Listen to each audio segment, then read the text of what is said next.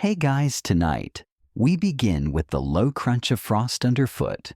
You're walking well, trudging through fields of stiff frozen grass, your breath puffing out in clouds that vanish into the darkness.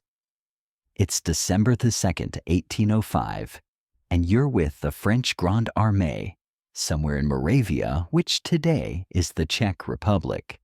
It's not quite dawn, and everything around you is blanketed in an eerie fog. The kind that makes you question whether the trees are trees or tall men waiting with bayonets. You're cold, you're tired, and you probably won't survive this. So before you get comfortable, take a moment to like the video and subscribe, but only if you genuinely enjoy what I do here. And let me know in the comments where you're tuning in from and what time it is for you. Now dim the lights, maybe turn on a fan for that soft background hum, and let's ease into tonight's journey together. You huddle in your coat, which is doing approximately nothing to stop the wind sneaking through every seam. You clutch your musket, not for battle readiness, but because it's still warm from where you were holding it under your arm. Around you, the rest of the army murmurs and shuffles. The soldiers aren't chatting much. Most are saving their breath, or just trying not to slip on patches of ice hidden in the grass. Somewhere ahead, beyond a shallow rise, lies a sleepy village called Austerlitz. You've never heard of it before. Most likely, after today, you won't forget it, assuming you get to keep your head and your memory. The night has stretched on endlessly, and the air smells like damp wool-wet leather and the quiet sourness of fear. It's not terror, not yet. Just a prickling sense that something big is about to happen. Big and bloody. You can't see him, but you know Napoleon is somewhere up ahead. He's not tucked into a tent. The Emperor of the French has been up for hours just like you.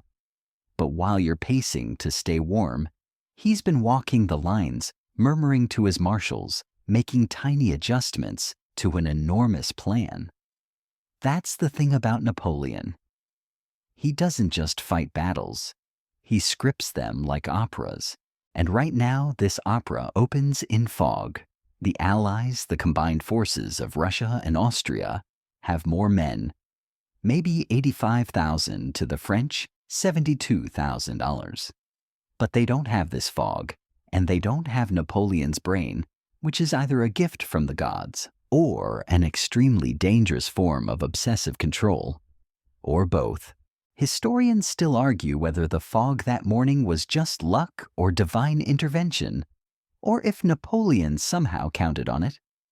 You're not sure what you believe, but the way it moves thick in the hollows, thin on the ridges, makes it feel like it's working with the French. Like the weather itself wants to be part of the strategy. There's movement now.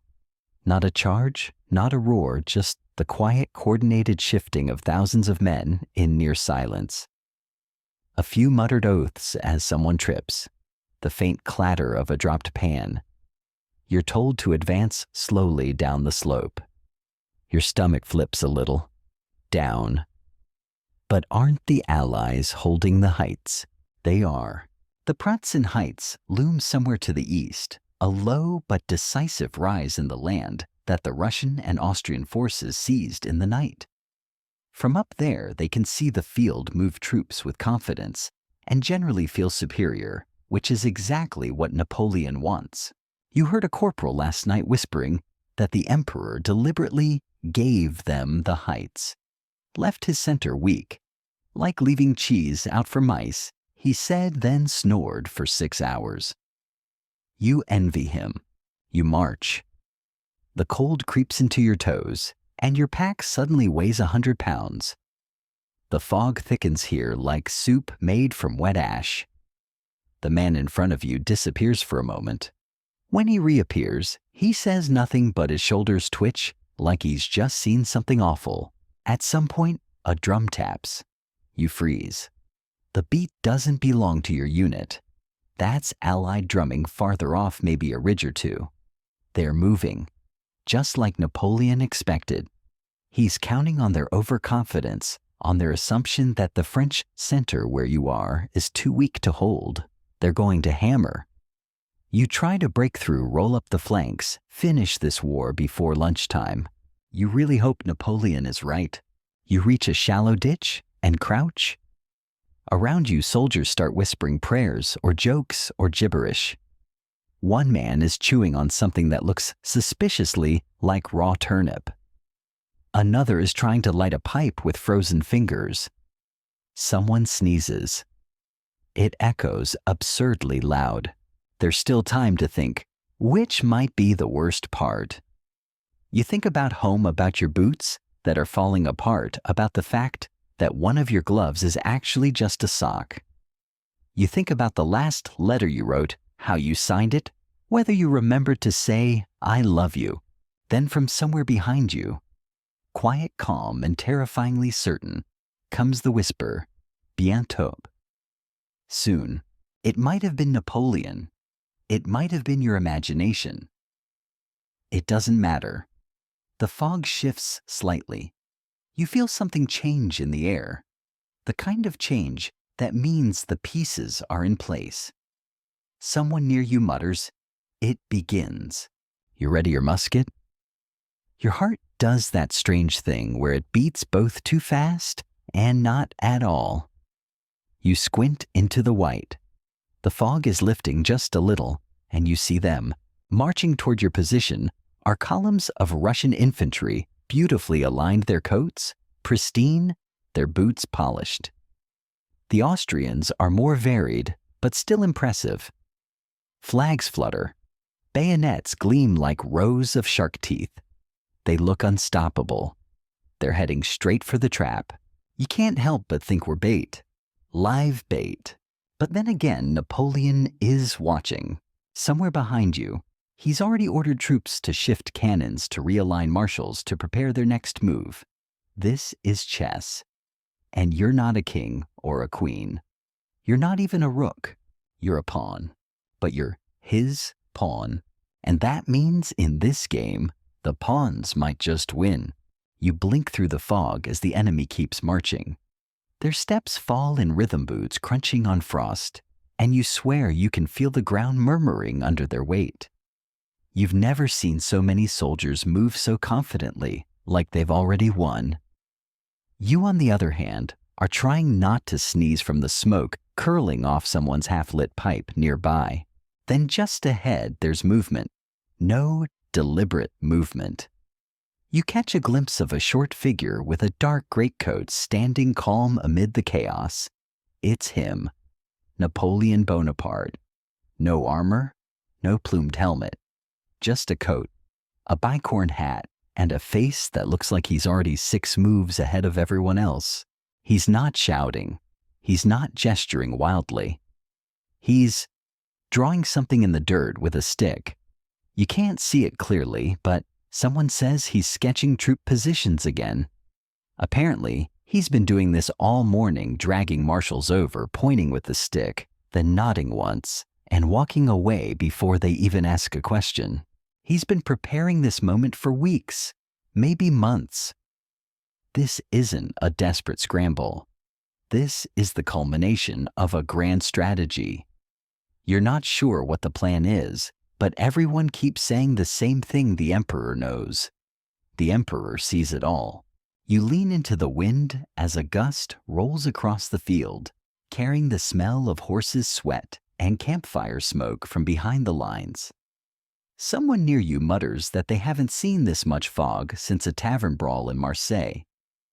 You'd laugh, but your mouth is frozen.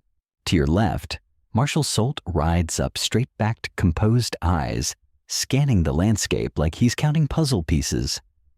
He doesn't say much either. These men don't speak unless it matters. You realize they don't need to. The pieces are falling into place. Across the field, you spot the Allied forces breaking into multiple columns. The Russians and Austrians have fallen for it hook, line, and polished bayonet. They believe Napoleon's center is weak, that the French forces have overstretched, that they can punch right through and split the Grande Armée in two. And why wouldn't they? On paper, they outnumber you. They have Tsar Alexander and Emperor Francis II. They've got fancy uniforms, elegant facial hair, and a long tradition of winning battles that look just like this one. Except this one isn't like the others. The enemy starts to advance toward the supposedly vulnerable center. Your center. Your slightly soggy boots-on-mud center. It's almost flattering, really, that they think you're worth crushing so urgently. Around you, tension tightens like a drawn bowstring. The French line holds steady, like a breath being held. Officers whisper to runners. Signals flicker along the line, tiny movements that mean everything. You're told to prepare, but not to move. Not yet. Historians still argue whether Napoleon truly predicted every detail of this maneuver. Some say he was reacting in real time. Others insist he orchestrated the entire thing with spooky precision, as if he had a weather god and an enemy thought-reading genie on retainer. You don't know which version is true. You just know that if this is improvisation, it's the kind that makes jazz musicians weep. Your sergeant leans over and mutters, "Don't fire unless you're told." His breath smells like onions and regret, but you nod. Orders are orders. A moment later, you see Napoleon again. This time, he's with Marshal Berthier, who's practically sprinting beside him to keep up. The Emperor stops, scans the horizon, then glances at the ridge. The Pratzen Heights shimmer in the morning haze, full of Allied troops now spilling downhill in eager pursuit. That's the moment it hits you. They've left the heights. You grip your musket tighter as a kind of awe settles over the French ranks. They did it. The Allies abandoned the high ground, and the look on Napoleon's face. It's not smug. It's not relieved. It's satisfied, like watching a mousetrap spring shut. The Emperor turns to Soult, and this time he does speak softly but firmly. "How long will it take to seize the heights?" Soult replies, "Less than 20 minutes, sire." Napoleon nods. "Good. Then we'll wait 15. You blink. Wait. You're on the verge of one of the boldest counterattacks in military history, and he's waiting. But of course he is. Let the Allies fall deeper into the trap. Let them think they're winning. Let them stretch their lines overcommit and open themselves wide to the hammer that's about to fall. Around you, the mood shifts. It's not confidence, at least not quite. It's something colder, focused. The soldiers next to you aren't grumbling or joking anymore. They're checking powder, adjusting straps, stealing one last bite of hard biscuit. You'd give your left boot for some coffee. Or a time machine. The fog starts to lift in patches, revealing flashes of the enemy across the valley. Flags, snapping horses, stomping drums rolling. The Allies are moving fast, now their formation's crisp. Their goal clear, smash the French center. You stay perfectly still. Somewhere in the distance, a French cannon fires, once testing the air maybe. The sound rolls like distant thunder. The Allies don't seem to notice. Napoleon's still watching. You can just make out his silhouette on a rise unmoving, waiting for the exact moment, for the click of the final piece. Then without drama or fanfare, he turns his head slightly and says the word, "Maintenant." Now, you don't hear it directly, but the order ripples through the ranks like an invisible pulse. Drums begin to beat. Trumpets cut through the air. Officers bark commands with an urgency that's electric but controlled. And suddenly you're moving. The French center holds its line, but from the flanks, columns surge forward. Behind you, the reserve units come alive, and Soult's corps, yes, the same Soult who promised 20 minutes, begins its ascent up the now vacant Pratzen Heights. It's like watching a play where all the actors have been perfectly choreographed. You're one of those actors now running your scene. And it turns out the script is brilliant. A joke passes through the ranks as you move. We're not fighting for ground. We're just walking home early. Except home is uphill and full of very angry Russians. You've barely had time to process the shift when the enemy begins to descend. Russian columns, proud and polished in the morning mist, are marching downhill fast, their sabers glinting faintly where the fog has lifted. Their boots slam the earth like they expect it to move for them. From your shallow depression in the center, it looks like a flood coming your way. They're heading straight for what they assume is the heart of a fractured French army, your heart. But what they don't see, what their commanders have miscalculated in their overconfidence, is that the real action is already happening elsewhere. High above on the Pratzen Heights, Napoleon's trap is springing shut. You steal a glance to the right and see Soult's corps moving with unnatural precision. It's like watching clockwork gears slide into motion, silent but deadly. Infantry columns, dense and disciplined, are ascending through the haze toward the crest. The ridge is steep, slippery from frost, and crawling with the last stragglers of the Allied rearguard, who now realize far too late that they've been left exposed. You want to shout to them. You left the hill, you fools, but your voice wouldn't carry, and frankly, you're too cold to waste the breath. Back in the valley, the Russian commanders are practically salivating. General Collorat, leading the left wing, thinks he's outmaneuvered Napoleon. Austrian officers are signaling energetically with sabers and flags. They are certain this is the killing blow. Napoleon's center is thin, the hills are theirs, and by lunchtime, they expect to be collecting surrendering French troops like ripe grapes in autumn. Historians still debate whether the Allied High Command truly believed Napoleon had miscalculated, or whether they were simply too arrogant to imagine they were being lured.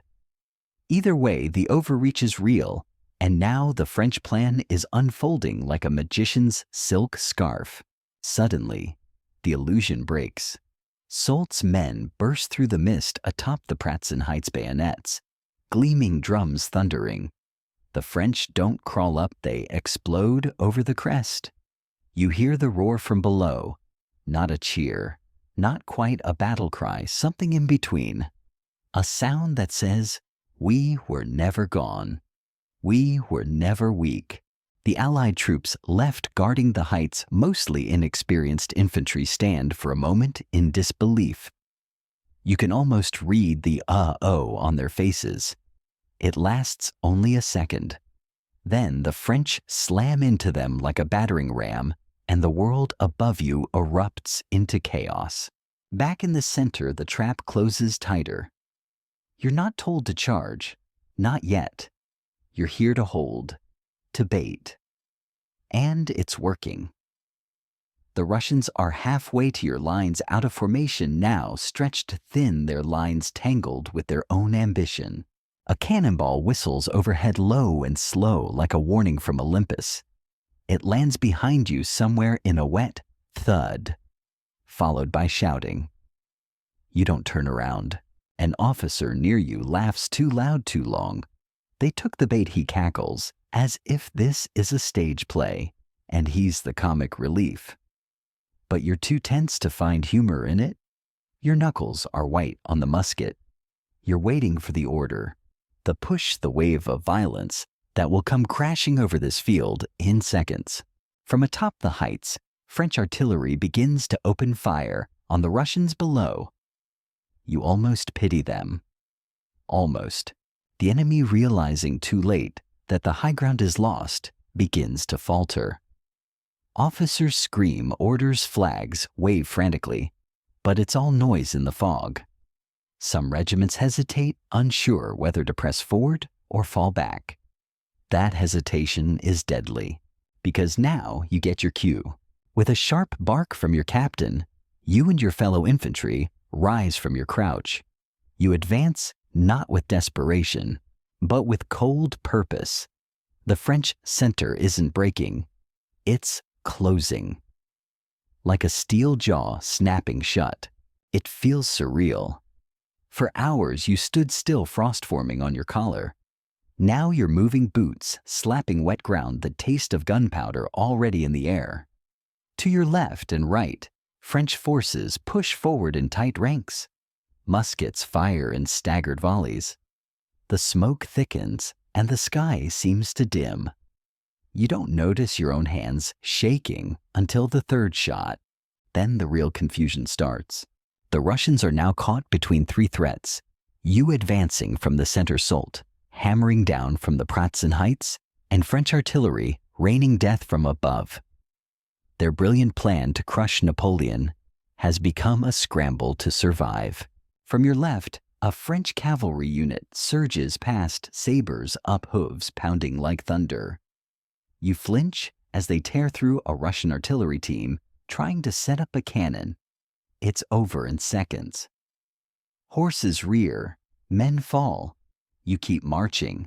A quirky rumor flies down the line. Some soldier claims Napoleon ordered the fog himself, like it's on retainer. Another swears the emperor isn't even real, just a clever scarecrow in a fancy hat. You laugh under your breath. It's either that or start screaming. Meanwhile, high on the ridge, the battle shifts again. Solt's forces now control the heights. From that vantage point, they spot the gaps widening in the Allied lines, and they exploit them ruthlessly. You hear the crackle of musket fire rolling down the slope, the snap of commands shouted in French and German, the clang of steel on steel. Down below, panic starts to ripple through the Allied ranks. Officers try to rally their men, but it's like trying to herd deer in a thunderstorm. Units that looked like a wall an hour ago now resemble scattered brush. Some Russian regiments try to pull back toward the village of Austerlitz. Others just run. You feel the shift in momentum, not like a drumbeat, but like a wave. The enemy is breaking. You've read about victories before. Bold maneuvers, decisive flanks. But this feels like watching a building collapse in slow motion. Every beam cracking in sequence, every floor giving way to the one above it. And Napoleon. He hasn't moved. Not much anyway. Reports say he's still near the Santon Hill, watching it all unfold with a spyglass in one hand and a half smile on his face. Some soldiers joke that he's already composing the victory bulletin in his head. Still, you're not out of danger. This is war after all. Muskets misfire, bayonets miss, even victorious armies bleed.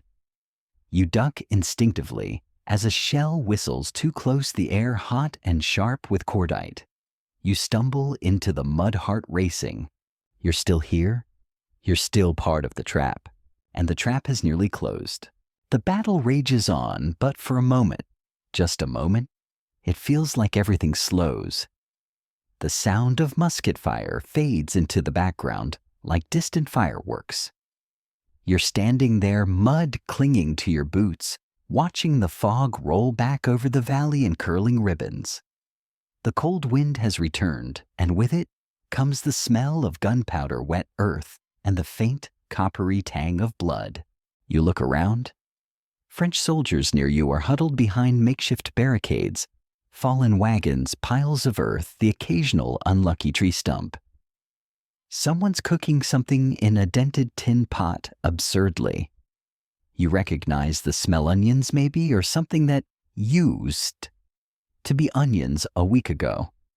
He stirs it with his bayonet like a chef who's given up. This is what passes for the calm before the clash. The Pratzen heights are mostly under French control now, but you're still in the valley, still guarding the baited center. The enemy hasn't completely broken yet. There's a pause, an uncertain lull in their advance, as Russian and Austrian officers try to figure out what just happened.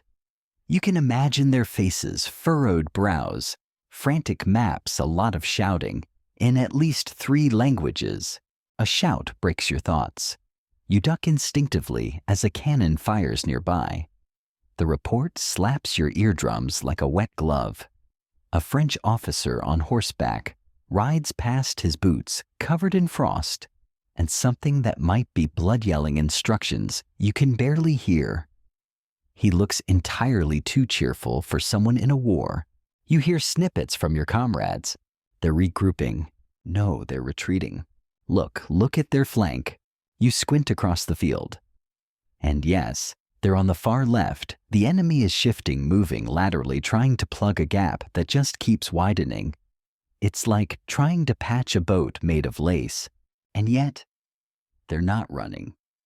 Not yet. Some Allied units dig in, determined to press forward. And now, finally, you're told to move again. You rise, brush the frost off your sleeves, and step forward through the muck. The ground squelches under your foot like a wet sponge that's seen better centuries. Every step is an effort. You hold your musket high, not out of pride, but to avoid dunking it in the swamp that used to be farmland. As you trudge, you catch glimpses of the enemy again. Russians, mostly tall men with thick beards and wide eyes.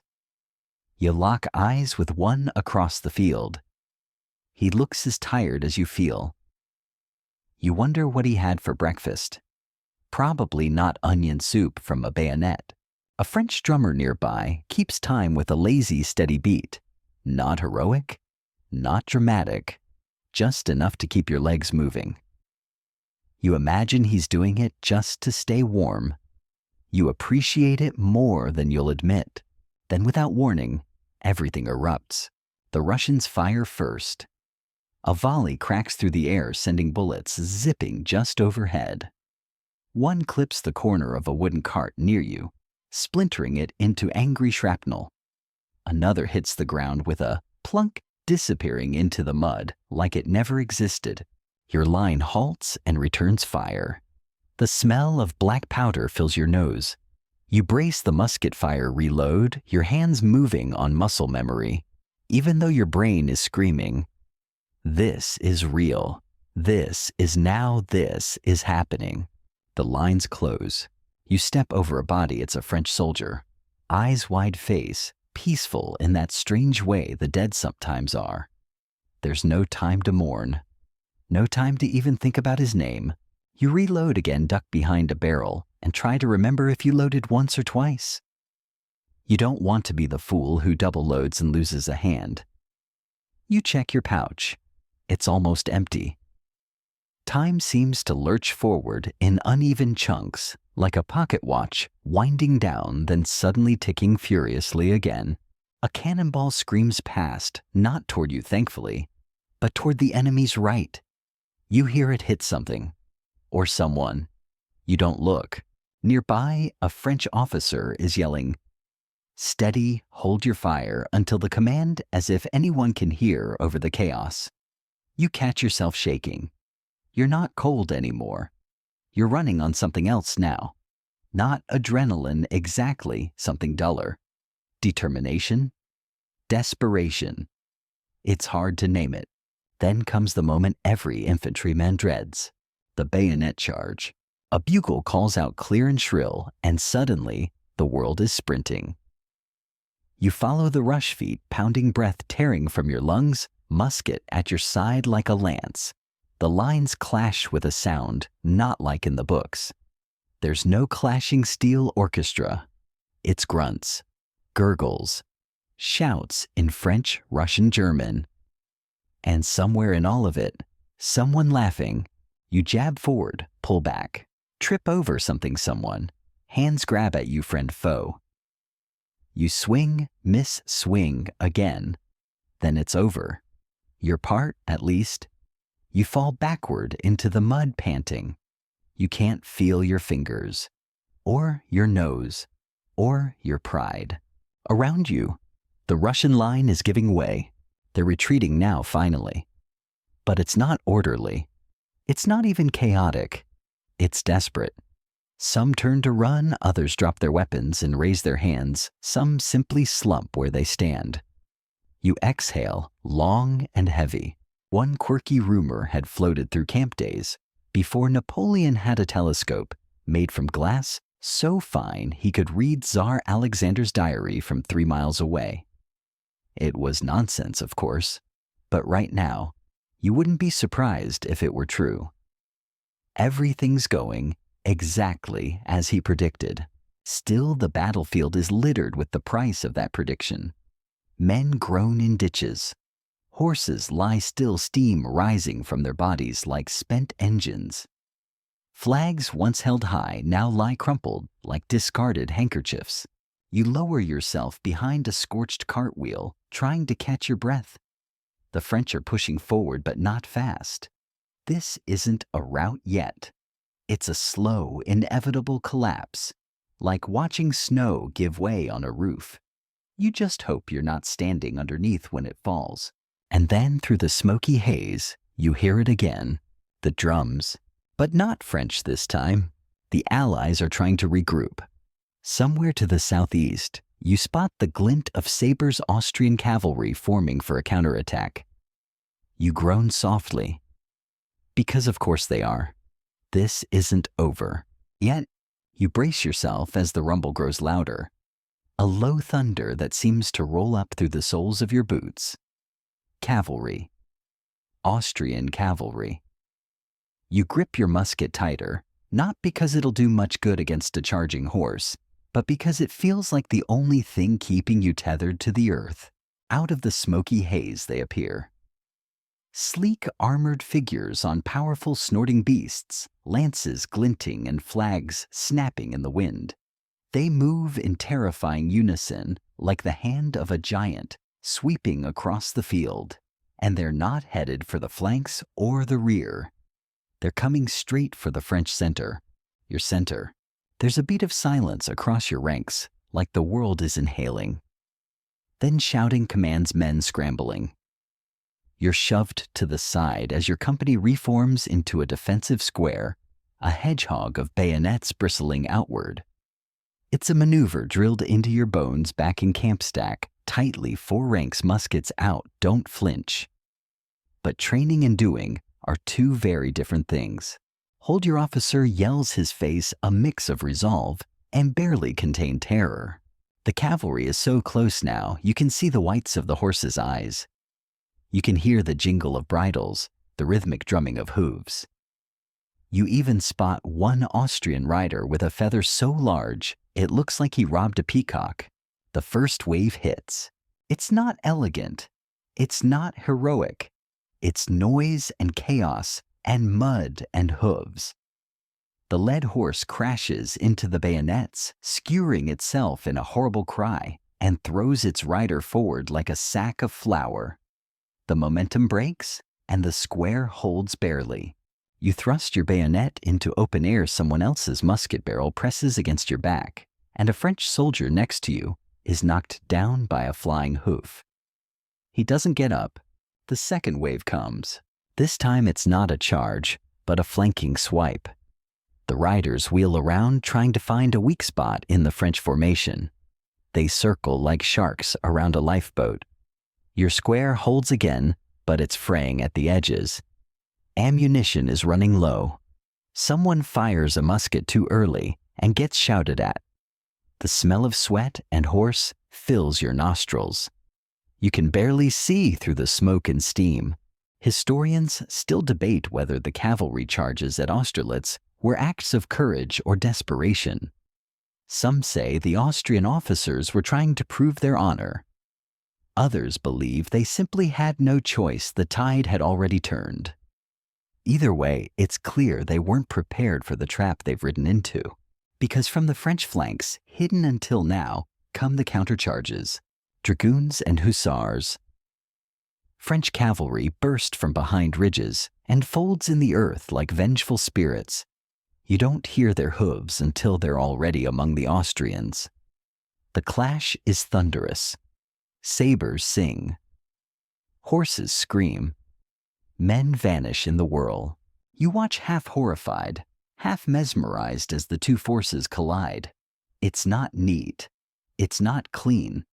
But it's effective. The Austrians are driven back. Their neat formation buckles, then collapses. Riders fall.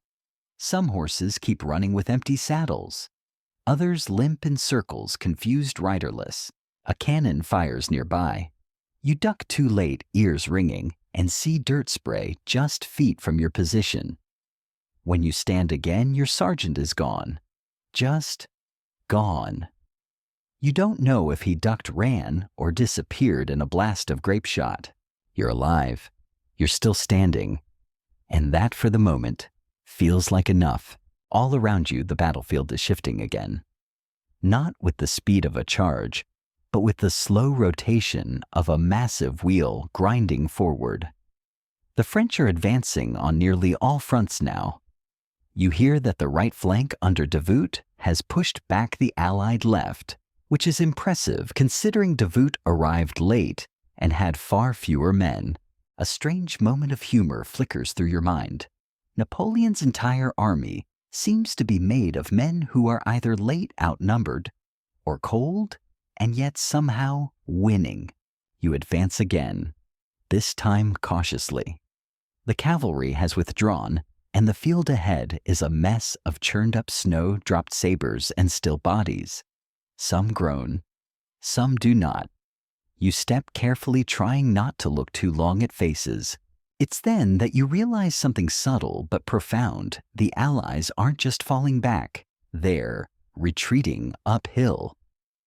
Specifically, down from the heights and then back up again in confusion. The whole topography of the battle is twisted. The place they thought gave them the advantage, the high ground, has become a trap.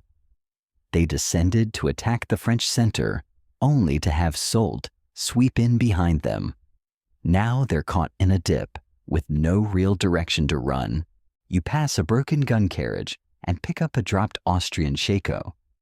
It's too small for your head, but you laugh anyway. It still smells faintly of cologne and shame. The French center, your center, pushes forward with new energy. The lines are tighter now, more organized. The officers bark with authority instead of panic. You see banners rising again, muskets cleaned and reloaded. The lull is over. You're told to fix bayonets. Again, the order comes down to sweep the enemy from the remaining footholds at the base of the Pratzen Heights. What's left of the Allied troops, some Russian guards, a handful of Austrian fusiliers, are hunkered behind makeshift defenses. You move forward, climbing slightly now, each step heavier than the last. The ground is littered with all the signs of a collapsed formation. Disjointed corpses, shattered barrels, even a half-eaten loaf of bread on a plate still steaming. You'd question how it's still warm, but then you realize someone was eating it just minutes ago. Gunfire picks up again. A last-ditch effort from the enemy. They're fighting hard now, tooth and nail. You wonder if they know how badly they've already lost. Probably. But it's hard to walk away from a battle when you're in the middle of it. Pride and confusion don't leave much room for strategic retreat. You duck behind a rock reload fire move. The ridge flattens, and suddenly you're in the thick of it again. The enemy is close, too close. One Russian soldier lunges at you with a bayonet. You twist aside, your musket barrel catching his. You both stumble, slipping on ice and snow. He mutters something in Russian. Maybe a curse, maybe a prayer. You don't know. You don't ask.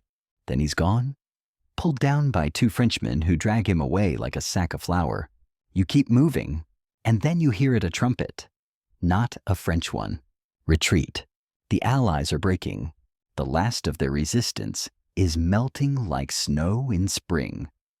Some flee to the rear, some surrender. Others just sit where they are too exhausted to move. The field, once full of fire and motion, is quieting. Not silent, no, but quieter. You stand at the edge of the ridge, breathing hard.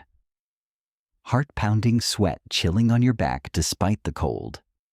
You look out across the valley, where it all began, where the bait was laid, where you huddled in frost and fear, and you realize the center never collapsed. You didn't just survive. You held. You don't have long to savor the silence. It's the kind of quiet that makes your ears ring, not because there's sound, but because there was so much, and now there isn't. But in the corner of your eye, something shifts. You turn. Napoleon has moved. He's not galloping or shouting. He doesn't need to. He's simply mounted his horse and begun a calm, deliberate ride toward the center of the field. It's the first time you've seen him on the move since the battle truly began. His silhouette emerges from the haze, like a specter wrapped in dark wool and discipline. You watch as aides and marshals cluster around him like iron filings drawn to a magnet. His pace is unhurried. He's not racing to victory, he's collecting it. And then he says it. The one word that will go down in history. Now. He doesn't scream it. He doesn't need to. It passes from rider to rider, officer to runner like a spark on dry grass. Maintenant. Jetzt. Teď. Every corner of the French lines lights up. Orders are shouted. Flags are raised. Drums start up again, not with the steady march rhythm, but something different now. Triumphant. Surging. Like the beat of a heart that just realized it's going to survive. You grip your musket tighter. You're still breathing hard, still shaking slightly. But now you're moving again, no longer bracing for the enemy, but pressing into their retreat. Not a mad rush, not a messy charge. This is organized, controlled. A hammer swing, not a windmill. You and your comrades advance. The field feels different underfoot now, still muddy, still cold, but more solid somehow. Like the ground itself has chosen a side. Ahead of you, the remnants of the Allied center are falling apart. Officers are trying to hold lines, rally units, but it's too late. The pressure from Soult on the Heights Davout on the right and the center that refused to break has been too much. You see confusion in their movements, men looking over their shoulders more than ahead. Then something strange happens. French artillery, previously aimed high at enemy positions, now turns low. Very low.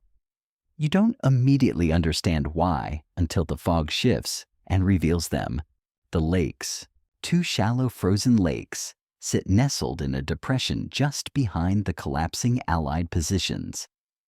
You'd barely noticed them earlier, obscured by terrain and mist. But now they're filled with men. Retreating Russian and Austrian troops are swarming over them in panic, hoping the frozen water offers a quicker escape. Napoleon sees it too.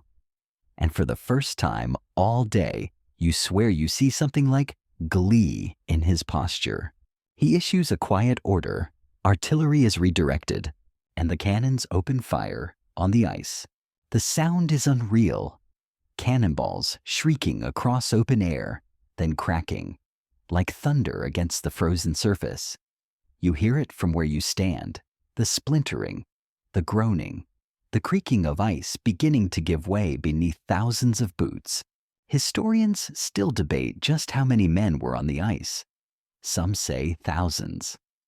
Some claim the story was exaggerated in Napoleon's own bulletins.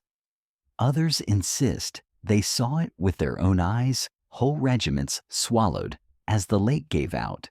From your vantage point, you see chaos. The frozen surface begins to collapse in jagged slabs. Men scream, struggle, fall through claw at the edges. The water below is black and deathly cold. Cannonballs strike, sending icy shrapnel flying. You want to look away. You don't. This is war. Not the marching music-filled war from paintings. This is the moment people don't talk about in heroic poems. This is what happens when fear outruns planning. The French don't cheer. Not really. There's an eerie quiet among your ranks as you all watch the spectacle unfold. Part horror, part grim satisfaction. The enemy is being punished not by swords or bullets, but by nature urged on by cold calculation. The trap is complete. You move forward slowly. Now feet careful on the uneven terrain. The battlefield is littered with remnants, busted cannons, shattered crates, caps and cloaks, and weapons discarded mid-fight. Here and there, wounded men call out in French and Russian in hoarse whispers. Some beg for help. Others just mutter names of mothers of wives of saints. You pass a French drummer boy sitting on a broken wheel, cradling his drum like a teddy bear. His eyes are wide and glassy. You don't know if he played during the charge, but he looks like someone who's aged 10 years in one morning. You offer him your last bit of biscuit. He doesn't take it, just nods. Further along, you pass the body of a Russian officer, lying face down, his saber still clutched in one hand. Someone's already taken his boots. War is efficient like that. You stop near a cluster of French soldiers who've gathered around a small fire. Someone managed to coax out of wet kindling and a bit of gunpowder. The flames flicker pathetically, but it's enough to thaw your fingers. One man, an old corporal with a mustache so frozen it could snap off, is quietly counting out rations. Another is scribbling something in a notebook, letters home maybe, or just trying to make sense of the day. Have you seen Napoleon? Someone asks. Another man points toward a small rise overlooking the battlefield. And there he is again, the emperor, still composed, still scanning the field, a thin plume of breath rising from his mouth. He's surrounded by officers now, Berthier Lan Murat. They speak in low tones, eyes always moving, hands gesturing toward maps and distant formations. But Napoleon says little. He doesn't need to. His silence is command enough. You watch him for a while. The man who orchestrated all of this, not just today, but the entire campaign.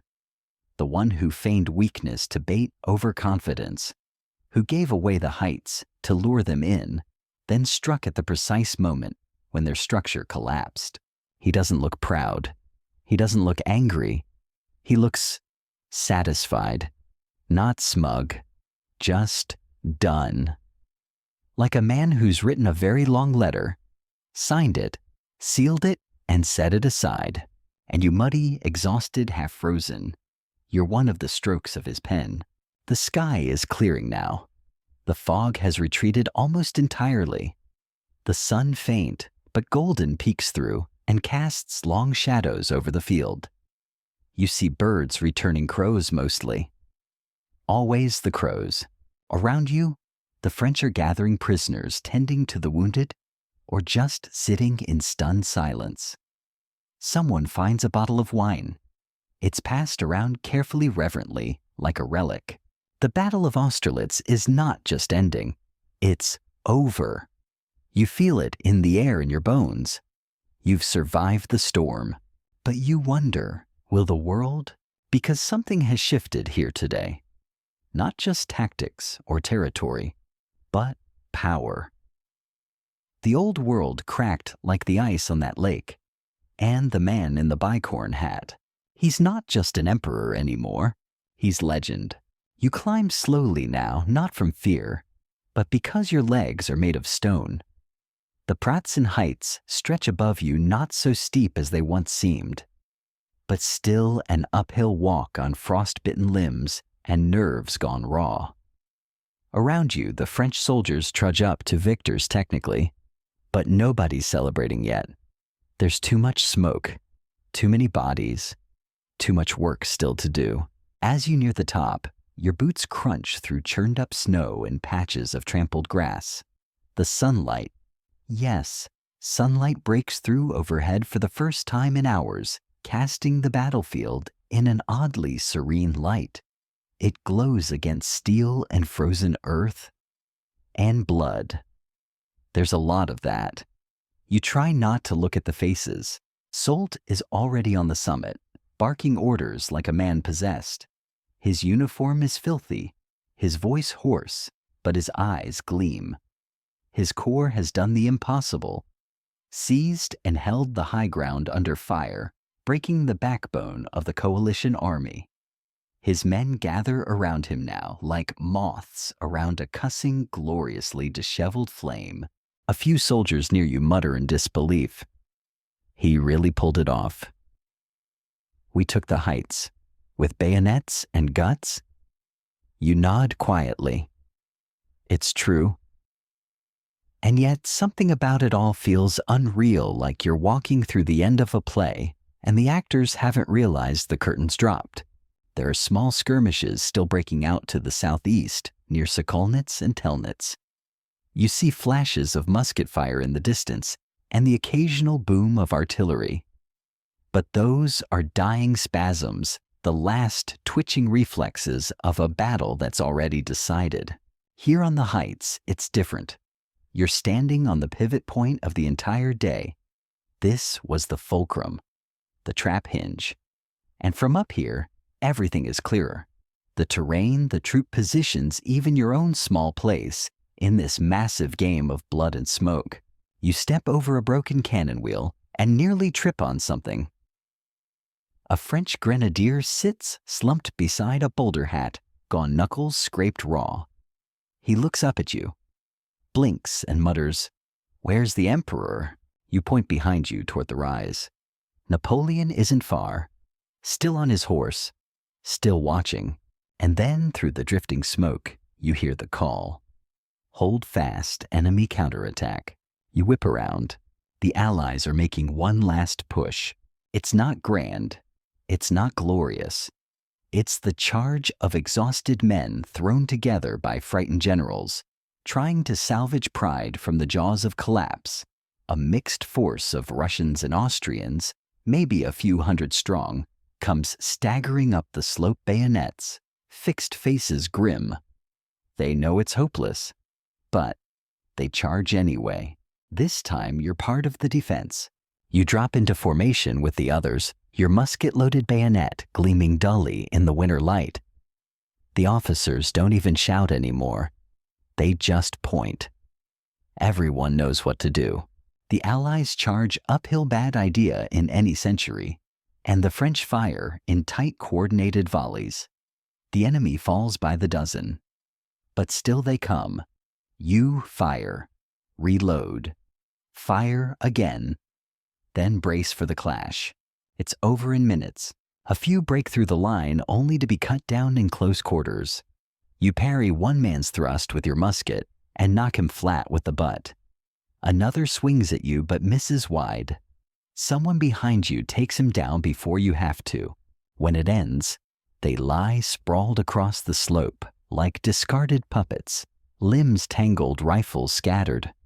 One Russian officer, a young man barely more than a boy, gasps something you don't understand and clutches at his coat before going still. A French soldier quietly covers him with a torn tarp. The fighting's done. For real this time. You sag against a tree stump, legs trembling. You're not wounded, at least not that you can tell, but you feel like someone who's been hollowed out and filled with wet sand. Heavy. Numb. Quiet. You hear someone say the word victory, but it sounds distant, like it's underwater. A French bugler plays a few soft notes more for comfort than signal. One officer removes his hat and places it over his chest. A few others murmur prayers. No one's shouting. No one's cheering. There's only the sound of wind over the ridge and the groaning of the earth as it settles after violence. You wander a few paces and find a place to sit on a small flat stone that somehow wasn't shattered or stained. You look out over the battlefield below. It stretches wide and terrible. Thousands of specks, men, horses, cannon, strewn like broken toys across the snow. And there, along the frozen lakes, you still see scattered movement. Allied troops fleeing, clinging to hope. Some make it, many don't. Someone near you murmurs, Austerlitz. This place will never be the same. And you know they're right. Not just the land, but the world. Everything is about to change. This wasn't just a battle. This was a turning point. The Holy Roman Empire, the mighty institution stretching back centuries, is already starting to crumble. Austria will be forced to sue for peace. Russia will retreat licking its wounds. Prussia is rethinking everything. And Napoleon He's just getting started. Historians will later call it his greatest victory. Tactically perfect, bold, ruthless, brilliant. Some will whisper of the frozen lakes and call it cruel. Others will call it genius. Most will just marvel that it worked. You sit quietly with those thoughts. Then a soft voice beside you. They're raising the eagle. You turn and see it on the heights, a French standard bearer unfurling the imperial eagle banner. It catches the sun, flutters in the wind, golden and proud. Soldiers gather around it, many dropping to one knee, some raising their hats. A few wipe tears, though, whether from relief, pride, or simple exhaustion you can't tell. You rise slow and stiff and walk toward them. You don't kneel, you don't cry, you just look at it. The eagle, Napoleon's symbol, and you realize you're part of that now. You were there when the empire proved itself, not just strong, but unstoppable. You didn't just survive a battle. You helped reshape history with your muddy boots, your numb fingers, your refusal to fall back when the center wavered. Somewhere behind you, someone laughs not bitterly, not cruelly, just gently. Like someone who knows they'll be telling the story for the rest of their life, probably embellishing, definitely forgetting how badly their feet hurt. You allow yourself a small smile, just a flicker. Then you look back at the field, and you whisper not to anyone in particular. We held the heights. You descend from the Pratzen Heights with the steady pace of someone who no longer needs to run. The slope is slick with frost and the trampled churn of thousands of boots. The cries of battle have dimmed to the occasional barked command or the dull thud of wagon wheels grinding through wet earth. Ahead of you lies the valley floor, still shrouded in patches of mist, though now you can see farther than before. And what you see is strange, surreal, chaos, yes, but ordered chaos. French soldiers moving in lines to collect prisoners, engineers dragging damaged cannon, medics crouching over bodies that twitch and shiver in the cold, administering what help they can, bandages, morphine, or the last small comfort of a blanket and a hand on the shoulder. But your eyes are drawn to the lakes again. They're impossible to ignore. Shimmering under the pale sun, they stretch out like giant mirrors cracked by war. You heard the stories before the cannon fire aimed at the ice, the sudden collapse under the weight of fleeing soldiers. And now, as you walk along the shore, you see the aftermath for yourself. Floating debris, muskets, shakos, one boot, just one, and bodies. Some still visible, frozen in the act of escape. Others dragged halfway out as if clawing back toward land before the water sealed over them. The surface is already refreezing, a thin glass of ice, forming over the carnage beneath. No one speaks much here. Even the victorious soldiers walking the banks are silent, casting glances at the water, shaking their heads. One mutters that he saw a man disappear with a horse still strapped to a broken limber. Another swears he heard someone singing just before the ice gave way. You crouch near the edge of the lake. The air smells like cold metal gunpowder and something else like a forgotten room. You reach out and touch the ice. It creaks beneath your fingers. You pull back fast. Not far from you, a young French private lights a lantern. He doesn't need to, the sun's out now, but maybe it's not for sight. Maybe it's for the men under the surface. A quiet sort of funeral. You rise and follow the path up the shallow bank toward a makeshift command post, an overturned cart surrounded by a cluster of officers.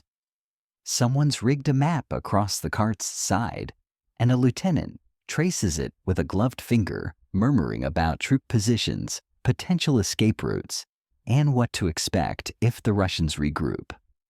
But even as he speaks, you can tell no one's really listening, because the battle is over, and no regrouping is happening today.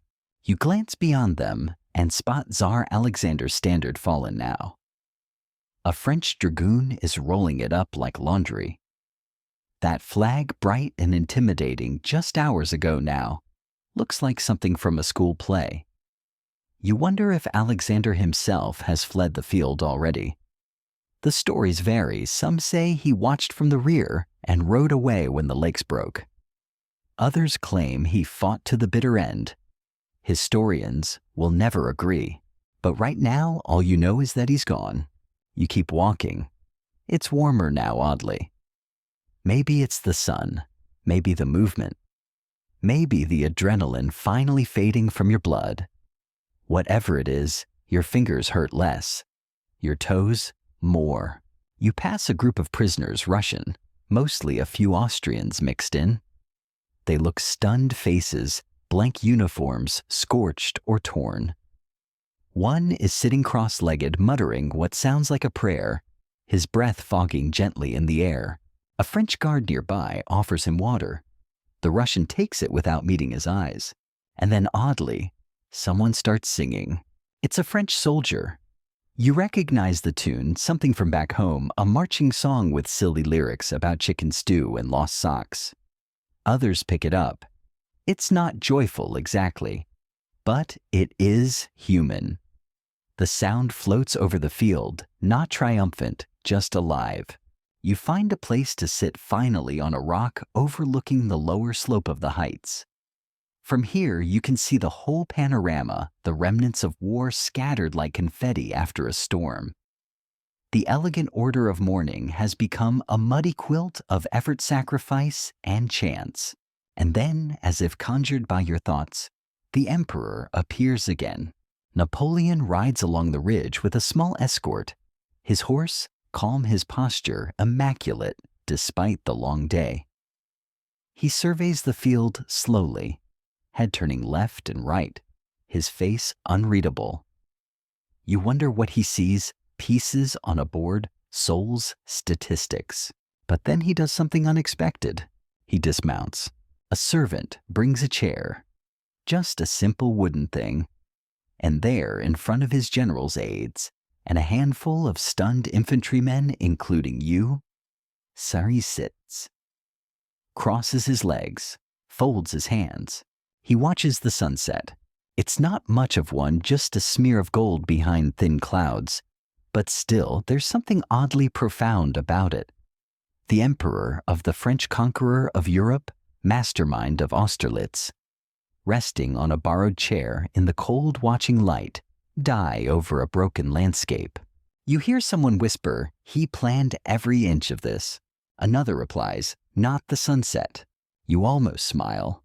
A courier arrives, panting, muddy, one glove missing. He hands Napoleon a letter, probably news from Vienna or Paris. The emperor scans it, nods once, then tucks it away. Then he stands. "Bon," he says, "c'est terminé." Good, it's finished. He mounts again, and the escort begins to move off toward camp. No speech, no announcement, no grand parade. The battle was enough. You stay there sitting on the rock long after he disappears. Others begin drifting back to their tents, or what's left of them. Fires are lit. Coffee is brewed. Someone shouts about potatoes. Life resumes awkward and slow, but the field remains. You rise, stretch, and begin the walk back through the mess of victory. Past horses being reshod, men haggling over tobacco drummers, too tired to drum. Past laughter, sobs, prayers, curses, and those lakes quiet now under a fresh sheen of frost. A line from an old soldier's tale floats into your mind. The battle ends, but the land remembers. You don't know where you heard it, but it fits. You press on toward the French camp, toward warmth, toward whatever tomorrow looks like. The air is sharp and clean now. The smoke has thinned. A few stars blink faintly overhead, and for the first time all day, your muscles begin to unclench. You survived Austerlitz, and somehow the world feels heavier for it. The camp is a patchwork of canvas and chaos. You walk in past flickering lanterns and slumping men, their uniforms more mud than cloth. Some are trying to cook, if heating something in a dented tin, over a sputtering fire counts as cooking. Others are cleaning their muskets with stiff fingers, like the battle might start again any minute. A few just sit staring at the flames as if trying to remember where they are. You find a dry patch, well dryish, and collapse. Your joints ache. Your shoulders feel like they've been replaced with rocks. And your brain. It's somewhere 2 hours behind the rest of you, still running through every moment of the charge. The shouting, the cannons, the ice. Someone offers you a crust of bread. You nod, take it. It's hard as musket flint, but you chew anyway. Someone else passes a tin cup your way. It's hot, maybe coffee, maybe something pretending to be coffee. You don't ask. Around you, conversations buzz in hushed tones. No yelling now. The men aren't celebrating. Not really. They're processing, recounting, grieving in that oddly practical soldier's way through shared stories and sarcasm. One man swears he bayoneted a Russian officer who tried to surrender by throwing his glove at him. Another claims he found a horse wearing a general's sash and briefly considered promoting it. And then someone says, "Did you see the Tsar?" That gets attention. You listen. Apparently, Tsar Alexander watched the battle unfold from a ridge on the Allied side, surrounded by a glittering entourage. He'd expected a triumph, a glorious hammer strike against the so-called Corsican tyrant. Instead, he got to watch his armies flounder across frozen lakes and flee a battlefield designed like a mousetrap. Bet he didn't bring extra trousers, someone mutters, and a ripple of dry laughter rolls through the group. Still, not everyone is so light-hearted. A few soldiers sit off to the side, quieter than the rest. One of them clutches a rosary. Another just stares at his hands, like they betrayed him. You don't bother them. You lean back, close your eyes briefly, and try to let your body uncoil. You've been cold so long, it's hard to tell whether the fire's warming you or not. But your heartbeat is finally slowing. That counts for something. You overhear one of the older soldiers telling a new recruit about the 1796 Italian campaign. How Napoleon was always outnumbered, always outmaneuvered, and somehow always won. The recruit listens wide-eyed, nodding as if it were gospel. To many of these men, Napoleon is less a general than a force of nature. But not everyone agrees. A grizzled grenadier near the fire snorts. He's not magic. He just thinks. He taps his temple with a soot-streaked finger. He watches, waits, moves at the right moment. You think back to this morning Napoleon, standing silently watching the mist. Waiting. One word now, and everything shifted. It didn't feel like magic. It felt like gravity. And then someone says something that makes you sit up. Do you think he knew about the lakes? That's the question. Did Napoleon plan to fire on the ice? Did he anticipate the retreat route and station artillery accordingly? Or did he simply seize the moment? Historians still argue. Some say it was tactical genius. Others say it was coincidence turned to advantage. Either way, the result was devastating. A quiet settles over the camp as the question lingers. The man with the rosary murmurs, "Does it matter?" And honestly, it doesn't.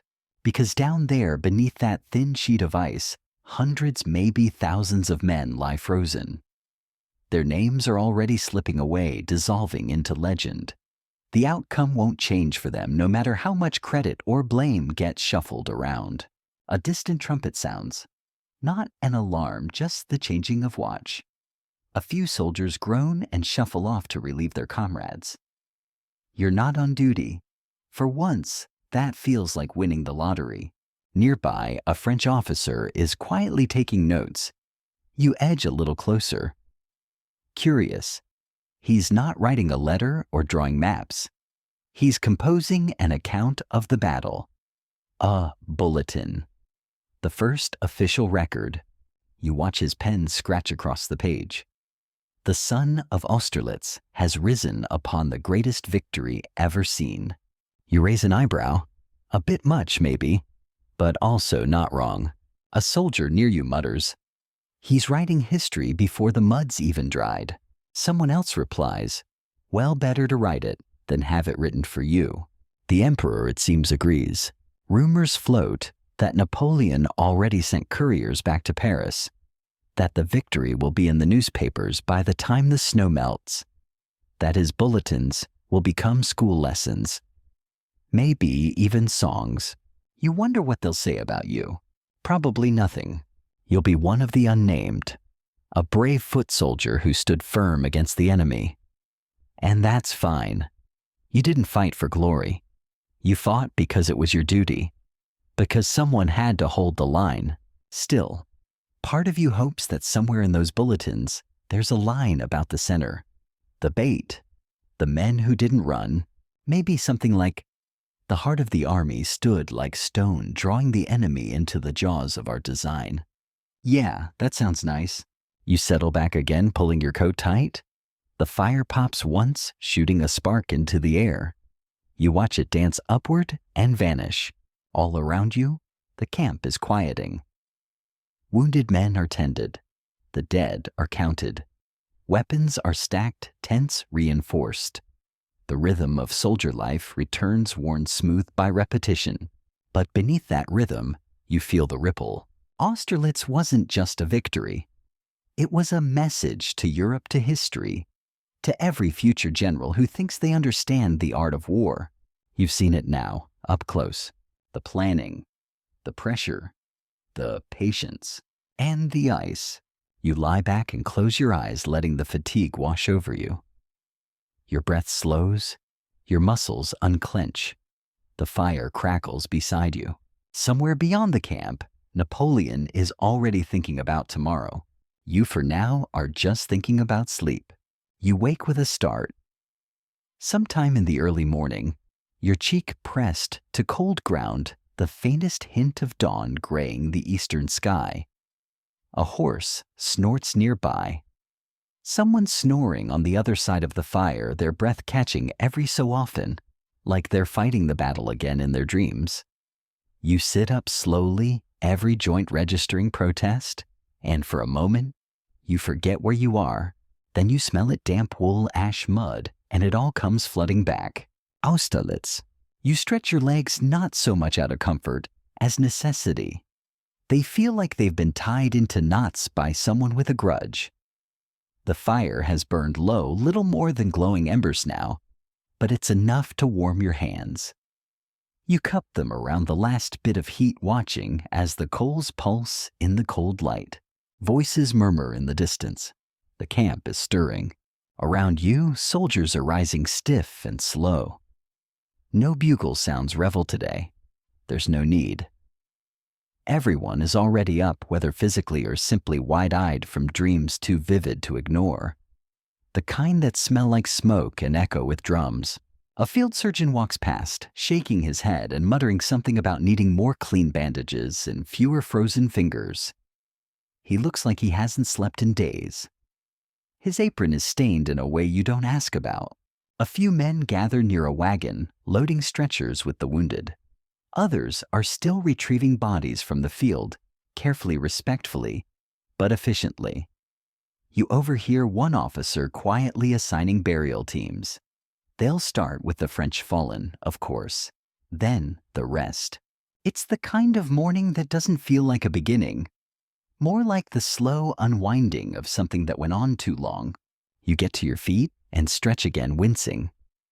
You're not injured, not truly, but your muscles are so tight, you could probably play a tune on your back if someone had a bow. A runner appears near the command tent, calling for aids. His voice cracks mid-shout, still hoarse from yesterday. You can't make out the words, but it's clear something is happening. You follow the slow current of men moving toward the center of Camp Curiosity, dragging your feet forward, even as your body begs for more rest. There in the middle of the bustle stands Marshal Berthier with a scroll in hand. He clears his throat, waits for silence, and begins to read. It's Napoleon's bulletin. He speaks loudly and clearly. "Soldiers, I am satisfied with you." The crowd stiffens, listening as the emperor's words drift through the camp like incense.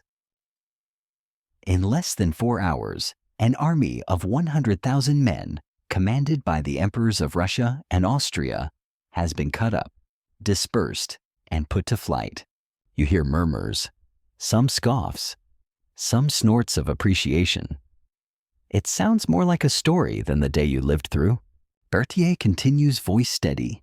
Of all the brave men who climbed the Pratzen Heights, not one turned his face from the enemy. You feel that line land in your chest. It's not just praise, it's recognition.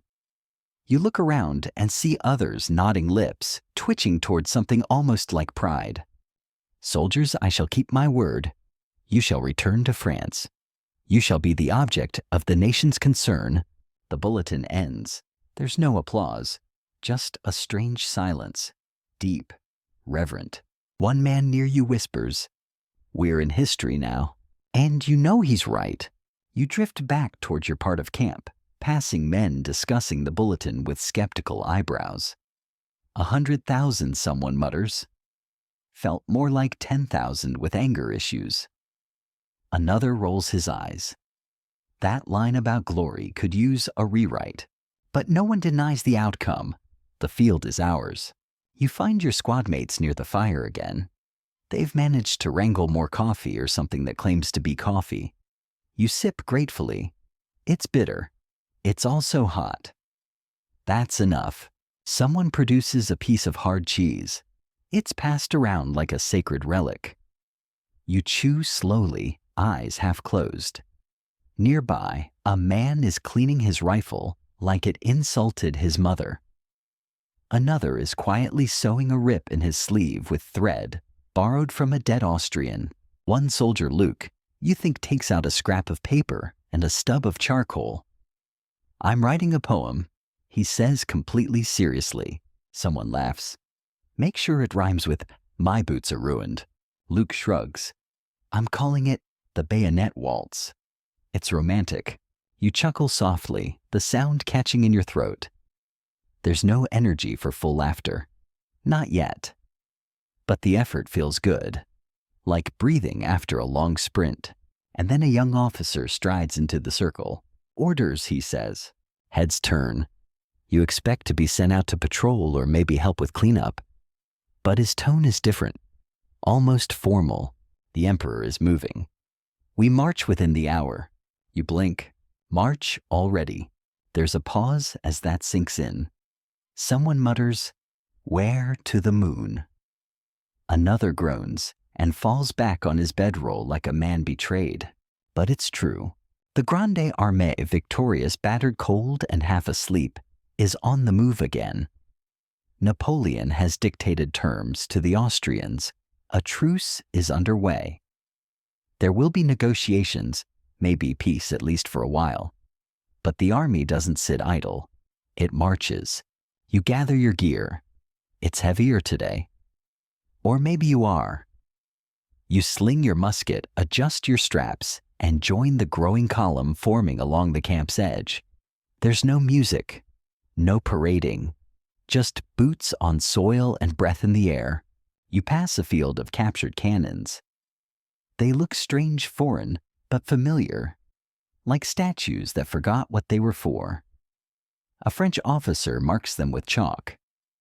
Later, they'll be hauled off as trophies or melted down for new weapons. You march on, past villages where locals peek through shuttered windows, past craters that still steam faintly in the cold, past landmarks that now mean nothing except "we turned here" or "we died here." And then for a moment you turn your head. You look back at the field. Austerlitz. The name already feels heavy. Sacred. Terrible. Victorious. You wonder if this is what Rome's legions felt after Cannae or Zama. If they too marched away from fields of ghosts, hearing the word glory and tasting blood and mud instead. But there's no turning back. Not now. Not ever. The world has shifted, and you are part of it. The road stretches long and straight, a ribbon of frost-bitten mud guiding your feet away from Austerlitz. You march in silence, your breath mingling with thousands of others, little clouds rising into the pale morning. Somewhere behind you, the battlefield lies like a frozen storybook, pages torn and smeared with ash. But you don't turn around again. You've seen enough. Beside you, boots squelch packs, jostle, and the occasional cough breaks the rhythm. No one is singing today. Not yet. The songs will come in time after wine and retellings, and the slow transformation of trauma into tale. But not today. Today, you just march. The column moves like a living creature, sluggish but determined. Horses snort steam into the air. Artillery creaks along the ruts. Officers murmur to one another in clipped tones. Occasionally, someone stumbles, slips, or falls. If they can get back up, they do. If not, two comrades hoist them without a word. This is not a triumphant parade. It's an exhale. Ahead, a small village comes into view, smoke curling gently from chimneys. You squint against the sun, which is no longer hiding. It glints off rooftops and frosted trees, off the metal buttons of uniforms that haven't been polished in days. The villagers stand out front with neutral expressions, curious, cautious, offering no cheers, but no resistance either. As you pass, a woman holds out a loaf of bread. It's small, rough, and probably yesterday's. A soldier near you takes it with a nod.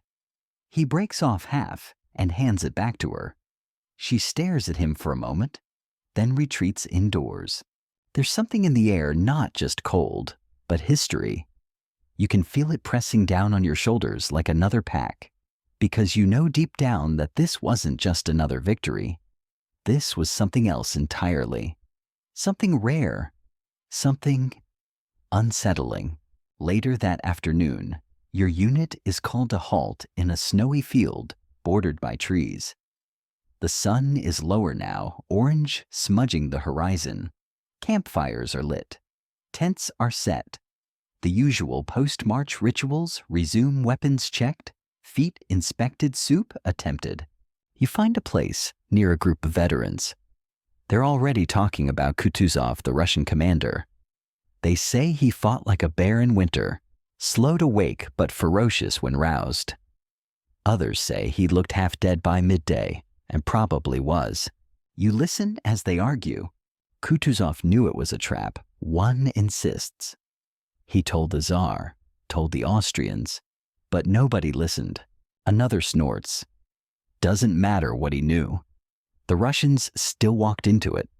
That's not wisdom, that's surrender with extra steps. You chime in softly. Maybe he fought anyway just to prove a point. The group pauses. One of them, an older man with a scar tracing his jawline, nods slowly.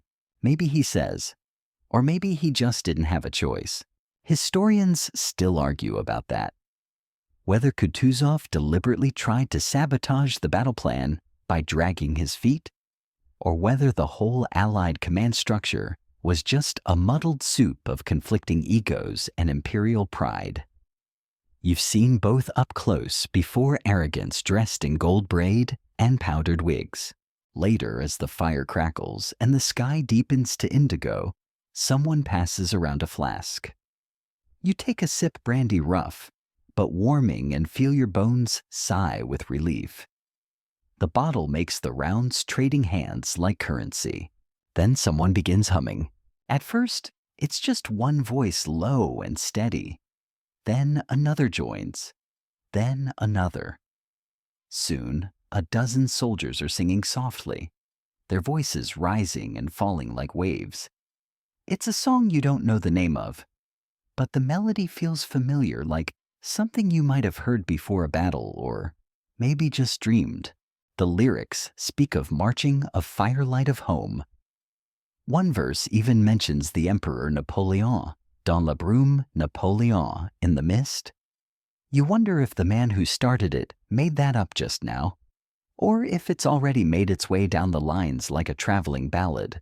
And you sit there in that temporary peace, letting the music fill the cracks the battle left behind. Afterward, a silence returns. One that isn't heavy this time, just still. A few men roll into blankets. One prays. Another sharpens a bayonet unnecessarily. You lie back on your own pack, staring up at a sky dusted with stars. You feel the stiffness in your limbs, the ache in your shoulder where you slammed it into the frozen ground during the charge. But you also feel something else, something calm. Not joy, not pride exactly, just calm.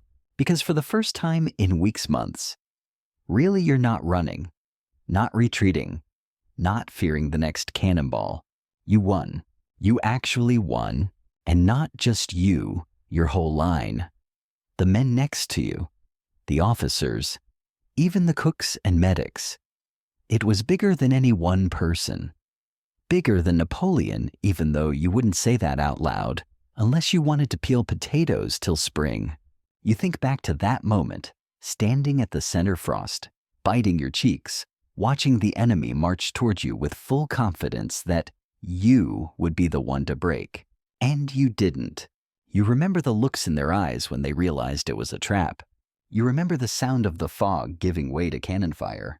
You remember feeling like part of something dangerous and brilliant. The fire burns low beside you. Someone tosses on a handful of twigs. Sparks leap upward, disappearing into the sky like tiny spirits. You watch them dance and vanish. And then you remember something else. Earlier, someone said that Napoleon hadn't celebrated. That when the marshals offered him congratulations on the field, he'd simply nodded and said, "One more like this, and the war is over." It wasn't smugness. It wasn't triumph. It was calculation. You wonder what that means. Will there be more battles like this? Bigger ones? Harder ones? You hope not. But part of you knows the answer already. Still, tonight isn't for worrying about tomorrow. Tonight is for heat and silence, and a few hours of unbroken sleep if you're lucky. You pull your coat tighter and curl on your side, letting the warmth of the fire soak into your back. Your musket rests nearby, but for once you don't reach for it in your sleep. You're not on guard tonight. Someone else has that watch. You've done enough for now. Dawn creeps into camp, not with a trumpet, but with a sigh. Pale light stretches across the snow-crusted fields, revealing the quiet sprawl of an army in recovery. You wake slowly, reluctant to open your eyes, body sore in places you didn't even know had muscles. Your breath puffs in little clouds, and your blanket, if a fraying lice-prone wool square still deserves the name, is stiff with cold. Someone nearby mutters curses in 3 languages while trying to stand. Another soldier is already poking the fire with a stick, coaxing embers to life like he's convincing a stubborn mule to dance.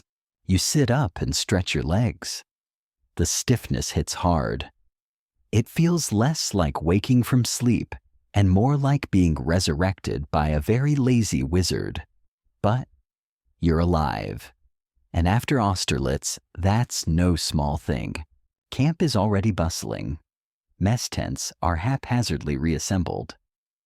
Wounded men lie in neat rows outside makeshift medical areas, some already bandaged, others wrapped in silence. Horses are fed, cannons checked. The army doesn't rest for long, not even after reshaping Europe in a single day. You spot your sergeant somehow still upright, sipping something suspicious from a blackened tin. He catches your eye and nods once. On your feet, he calls. Orders coming soon. You don't groan. What's the point? You stand groaning internally instead. As you lace your boots well, what's left of them, you notice something. The men around you look different. Not just tired, though they are. Not just sore, though definitely that too. But something has changed. There's a quiet undercurrent of gravity. Not pride exactly, but weight. As though each man knows he now carries a day that others will read about long after he's gone. News filters through camp faster than smoke. Whispers from dispatch riders and aides de camp. The Austrians have requested negotiations. You hear it in bits. The Emperor Francis has sent envoys. Peace terms are being discussed. Russian forces are pulling back. Tsar Alexander is reportedly furious. Some say he rode off in the night, refusing to speak to the Austrians. Others say he's still in the region brooding like a storm cloud with a crown. You ask a passing junior officer if it's true. It's more than true, he says, adjusting his cravat. Napoleon's agreed to meet the Austrian emperor himself. Near the battlefield, somewhere in the countryside. You blink. That's not common. Two emperors face to face. That's the sort of thing that either ends in history books or sword duels. But it's true. Word spreads fast. Soon talk around the fire turns from bullets to politics. You catch fragments. Treaties demands alliances. Surrender terms? You understand maybe half of it. But the gist is clear. Napoleon holds all the cards. And the table, and the chairs, and the building they're all sitting in. Think they'll kneel, someone asks. Doubt it, another replies. But they'll bend. They have to. You finish your coffee, or what passes for it, and rise to join your unit. You've been ordered to accompany a larger patrol toward the agreed site of the imperial meeting. Not as a guard exactly, but as presence, a bit of theater. Nothing says we won like a column of calm, disciplined troops, marching with bayonets polished and buttons reasonably intact. The walk is surprisingly quiet. No drums, no cheers. Just the crunch of boots on snow and the occasional call of a crow overhead. The meeting place is a small farmhouse tucked among frostbitten trees. It's been cleared out and scrubbed down by the time you arrive. You don't go inside, you're not that important. But you're posted nearby, just close enough to see the arriving carriages. Napoleon arrives first, of course. Always the early one. He dismounts, not flamboyant, but efficient cloak swirling behind him. His hat is slightly crooked, but nobody dares mention it. A while later, the Austrian procession appears. It's grand, gold-trimmed, heavy with symbolism. Emperor Francis steps out slowly, flanked by stiff-faced generals and aides, who look like they've eaten nothing but disappointment for breakfast. The two emperors enter the farmhouse together. The door shuts, and the world holds its breath. You stand there, fingers stiff on your musket, watching smoke curl from the chimney. No one speaks. No one shifts. It's the strangest kind of tension, not the kind that precedes violence, but the kind that follows it. The silence that comes when the weapons are sheathed. But the wounds are still open. The meeting lasts over an hour, maybe two. It's hard to tell. Time stretches oddly after battle. When the door finally opens again, Napoleon steps out first. His expression is neutral, calm. He says nothing, mounts his horse, and rides off. The Austrian emperor follows soon after, walking slower, as though gravity has increased just for him. Word reaches you later. Austria will sign the Treaty of Pressburg within the week. Huge territorial concessions, a massive indemnity. The Holy Roman Empire, already limping, will essentially cease to exist. Napoleon has redrawn the map of Europe with smoke and steel. You return to camp in silence. No one feels like talking. A few men break ranks and sit in the snow. No one scolds them. That night, someone uncorks a bottle of something suspiciously strong. It gets passed around. The firelight makes everything seem warmer, softer. A soldier tells a joke you've heard 4 times before, and somehow it's funnier now. The stars come out glittering hard and cold above the world you just helped change. You lie on your back again, staring up through bare branches. You think about the emperors in that little farmhouse, the quiet words, the nods, the signatures. You wonder what they talked about besides surrender and terms. Did they mention the men in the mud? The frozen lake? The cost? Or just borders and crowns? The world moves on, but you're still here. You close your eyes and let sleep come, if only for a little while. The next day you're assigned to a detail with the grim task of walking the battlefield once more, not to fight, but to bury. The orders come with clipped voices, and few details identify the fallen. Collect usable weapons, give the dead some form of rest. You're handed a shovel and a wool scarf. The scarf doesn't help much, but it keeps the wind from slicing your ears off. The walk back to the Pratzen Heights feels like a dream you've had before. The same muddy ruts, the same shattered branches, the same haunting silence. But this time there are no drums, no shouted orders, no surge of adrenaline. Only footsteps, crows, and the creak of wooden wheels hauling empty stretchers. You pass the lakes again. They're nearly frozen solid now, the previous day's shell of ice healed over. But the memory of what's beneath it lingers, pressing against your chest like a heavy coat. No one speaks as they move past. Some cross themselves. Others just look away. The battlefield has changed in the daylight. Yesterday's chaos has settled into eerie stillness. Musket balls litter the ground like hailstones. Torn flags hang from bayonets driven into the earth. Cannons sit like dozing giants' mouths, black and silent. The dead are everywhere, not in heaps, but in clusters where the fighting had surged and twisted like a serpent. You kneel beside the first body. He's French. You can tell by the faded blue of his coat, the cut of his collar. Young, maybe 17, though who can say any more? His hands are still curled around a musket, now useless. You gently pry it away, wipe the mud from his face, and whisper something under your breath. A prayer, maybe. Or just an apology. The burial teams work in silence. It's not organized or ceremonial. There are too many, too few hands. You dig shallow graves, mark them with sticks, and pile whatever rocks you can find. Sometimes you know their names. Most times you don't. One man you recognize. He'd been in your company, always whistling. Now his lips are blue, and his whistle is gone. You remember one thing he used to say over and over. If I die, make sure someone tells my brother it wasn't his fault. You don't know his brother's name. You don't know where he's from. But you remember the request. So you speak it aloud to the wind, hoping somehow it reaches wherever it needs to go. You keep moving.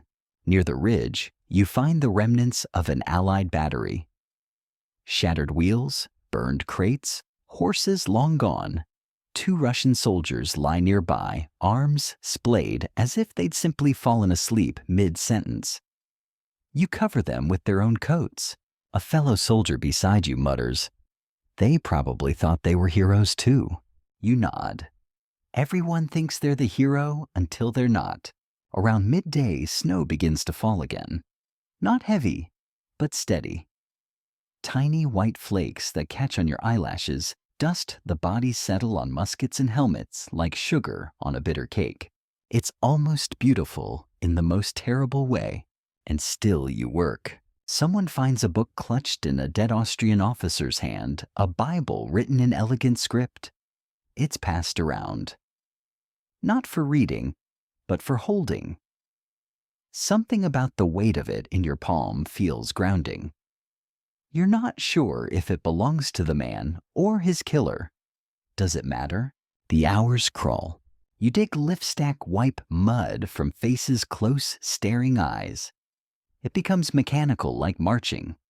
You stop noticing the smell, the cold, even the weight. Near dusk, you stumble across something unexpected. A wounded soldier alive. Barely. He's Russian, judging by the green-gray of his uniform. He's lying half-covered in a shallow trench face, pale lips cracked. One leg is twisted unnaturally beneath him. His eyes flicker open as you approach. Not in fear, but resignation. You drop to your knees and shout for a medic. While you wait, you take off your glove and offer him water. He drinks with shaking hands, then stares at you, eyes glassy but alert. He says something. You don't speak Russian, but the tone is unmistakable. Why? You shrug, then gesture to the flask. Because you're still breathing. He closes his eyes. The medic arrives, crouches beside him, assesses quickly, then calls for a stretcher. The Russian is bundled up, carried off. You wonder if he'll make it. You doubt it. But maybe, just maybe. That's the strange thing about war. It teaches you how vast the space is between life and death. Not everyone dies with a trumpet call. And not everyone who lives walks away whole. The snow thickens. By the time the sun begins to dip behind the hills, your hands are raw. Your back screams. Your eyes burn from more than smoke. You've buried maybe 24 men today, maybe more. You lost count hours ago. Someone calls for the teams to return to camp. There will be more work tomorrow. But for now, the light is fading too fast. You shoulder your musket again, it feels heavier than before, and start the walk back. The field behind you lies under a soft coat of snow, now smoothing out the trenches, the blood that tracks.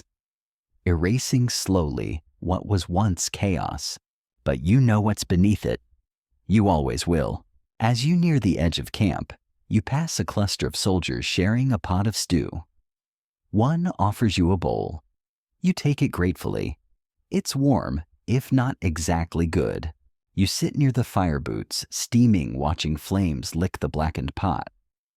Around you, men talk in low voices, not of tactics or treaties, but of boots, blisters, and bread.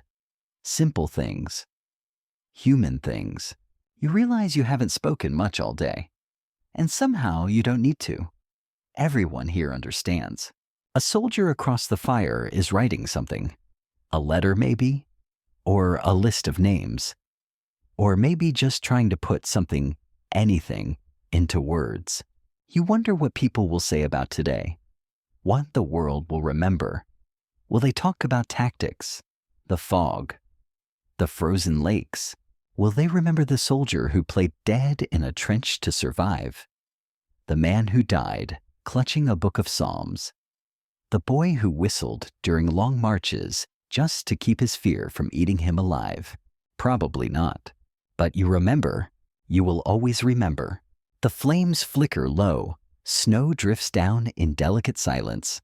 You tip your head back, look at the sky, and breathe deeply.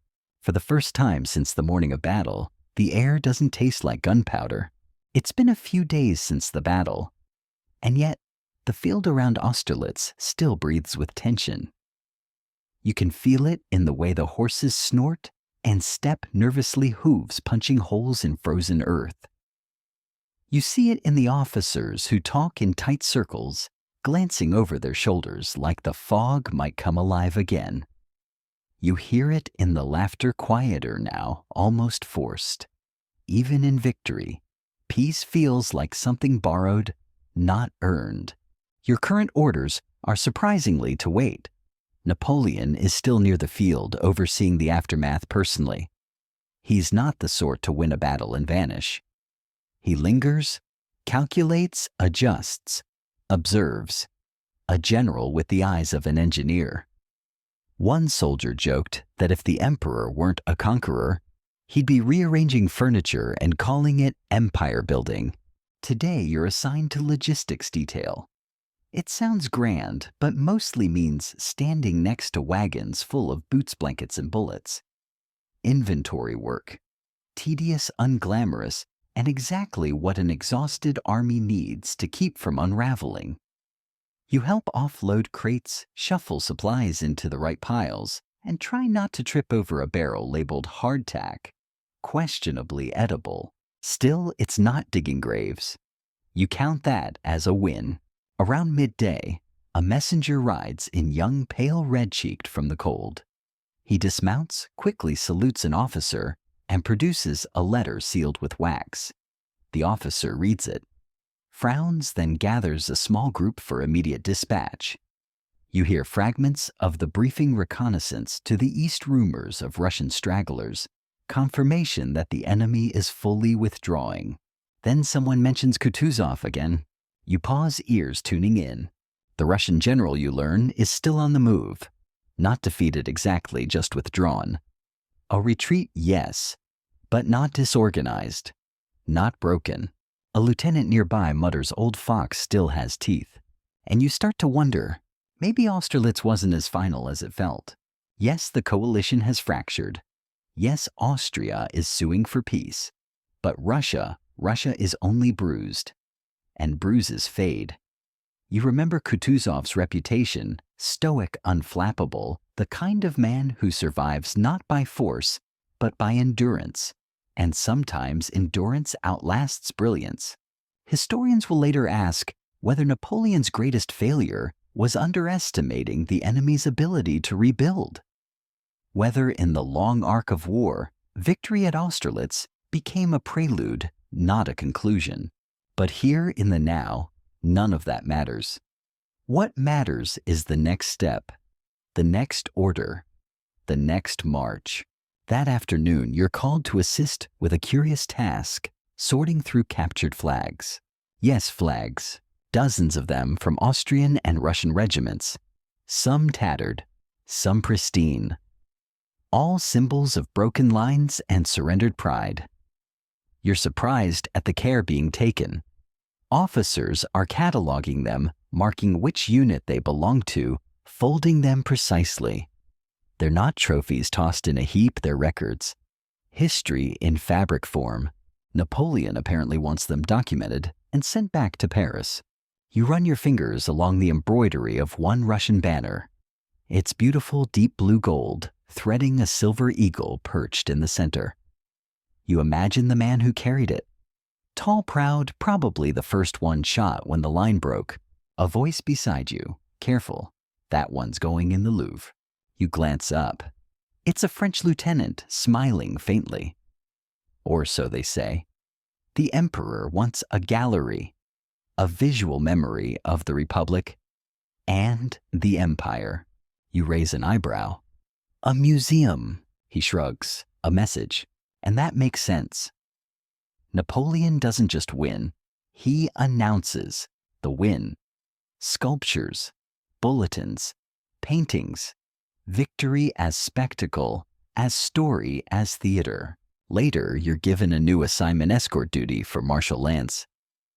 You've never seen him up close, only heard the stories, a fighter, not a strategist, more blood than ink. But when you meet him, he's surprisingly quiet. Stern, yes, but not showy. He rides at a steady pace, scanning the horizon like he's already measuring the next battlefield. He pauses briefly near the heights. You stand nearby listening. He speaks softly to his aide. This wasn't just a win. This was a message. To Austria, to Prussia, even to France. Then he looks at the field empty now, windswept and white, and adds, but they'll forget. They always forget. You don't forget. That evening back in camp, you find yourself near a fire with a group of younger soldiers. They're sharing stories from the battle, some true, some clearly embellished. One claims he personally bayoneted 3 enemy officers while tying his boot. Another insists he found a goose during the charge and carried it for luck. The goose story at least comes with a feather as evidence, but underneath the jokes is something rawer. Unspoken awe. Shared disbelief. A sense that they've been part of something enormous, bigger than victory, bigger than survival. You offer your own tale trimmed of drama. Just the facts. The mist, the drums, the charge up the heights. A musket jammed with frozen powder. The ice. You don't need to add flair. The truth is enough. One soldier, barely more than a boy, leans forward and asks, "Do you think we'll ever fight a bigger battle?" You pulses. Not because you don't have an answer, but because you do. Yes, probably. But whether you'll be there is another matter. You lie back later that night staring up at the sky. It's cloudy again. No stars. Just a low gray ceiling, like the world's been wrapped in cotton. The fire beside you pops gently. Boots steam. Someone nearby hums a lullaby, maybe to themselves, maybe to a memory. And you think again about those flags. Not the cloth, not the stitching, but what they meant to the men who carried them. You think about the last orders given, the bayonets raised, the moment the wind changed, and how fast a life can turn from breathing to silence. The flags will be displayed in museums. The bulletins will be printed, embellished, sent home. But your memories, they don't need embroidery. They don't need borders. They live in the quiet moments between footfalls in the snow on your collar, in the warm cup passed from shaking hand to shaking hand. And as you finally close your eyes, that's what stays with you. Not the war drums, but the whisper of survival. A few more days pass, and Austerlitz begins to fade, not from memory, but from immediacy. The battlefield becomes a place you pass, not live in. The camp begins to shrink as regiments are reassigned, repositioned, or sent home in groups. The French colors flap above tents that will soon be folded away. And though the land still bears the bruises of what happened here, burnt earth, broken fences, forgotten boots, you can feel the tide pulling you forward. You're assigned to rear column duty, nothing glamorous.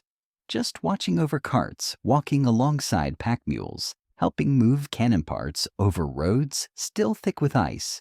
But it feels good to have purpose again, however dull.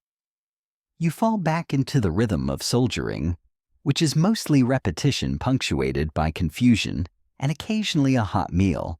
One morning you're handed a parcel with your name on it, your actual name, not "Hey you" or "Private Freeze to Death."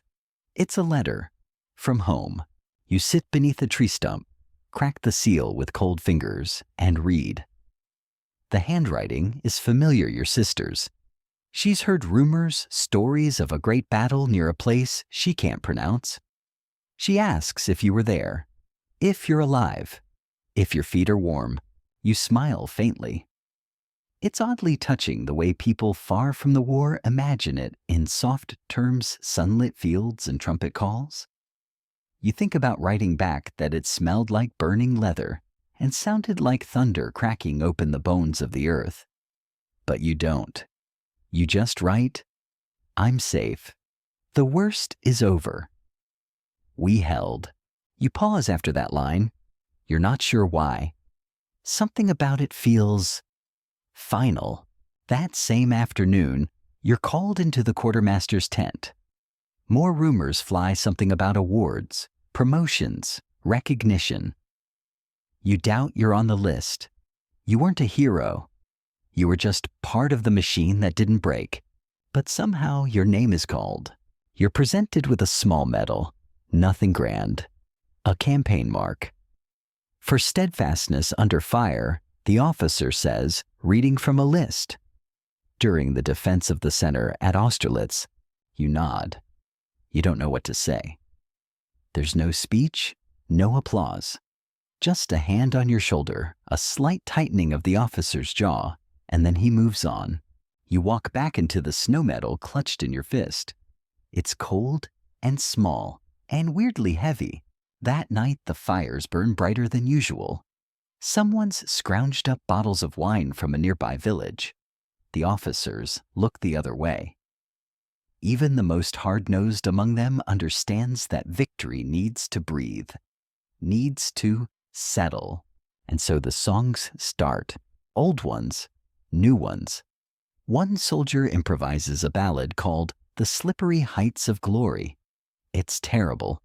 Everyone sings along. There's dancing even. Limping, half-frozen, wine-fueled dancing. A circle forms around a man miming Napoleon, complete with a tin pot hat and a goose under his arm. Yes, the same infamous goose, now named Marshal Honk. You laugh harder than you have in months. You laugh until your ribs hurt. Then, as the night grows late and the wine runs dry, the laughter fades into something gentler. Men begin telling the truth. Not stories, not jokes, the real memories. A man near you speaks about his brother lost on the first charge. Another confesses he forgot his prayers during the battle and wonders if God still counts them. A third just says quietly, "I hope they tell the story right." And you all fall silent. Because that's the thing, isn't it? There will be stories of Napoleon's brilliance, of Pratzen Heights, of bayonet charges and frozen lakes and the sun that rose over victory. But whether they'll tell it right, whether they'll remember the mud, the noise, the fear, the hunger, the sheer weight of it all, that's harder to say. Later, you lie back beneath a half-collapsed tent, watching clouds drift past the moon. Your medal rests in your palm. The cold metal presses into your skin as you drift toward sleep. You think about the enemy, those Russians and Austrians, now marching somewhere else carrying their own stories, their own ghosts. You wonder what they'll say about you. Were you the villain? The clever trickster? Just another name they didn't know. It doesn't matter, really, because in that one moment, when the center held, when the fog parted, when the trap closed, you were part of something rare, not perfection, but precision, a battle executed with such timing, such clarity, that it will be dissected for centuries by men in armchairs who will never feel the snap of a frozen bootlace or the hunger of a night without fire. You drift off slowly, the warmth of the fire fading, replaced by the warmth of memory. Not all of it is bad. Some of it somehow is even beautiful. And as you fall asleep, your last thought is not of muskets or cannons, but of the quiet look on Napoleon's face as he watched the sun rise over Austerlitz. Not triumphant, not exultant, just calm, like a man who had seen the future and found it waiting exactly where he'd left it. So now, as your breathing slows and the embers settle, let the weight of the battlefield lift gently from your shoulders.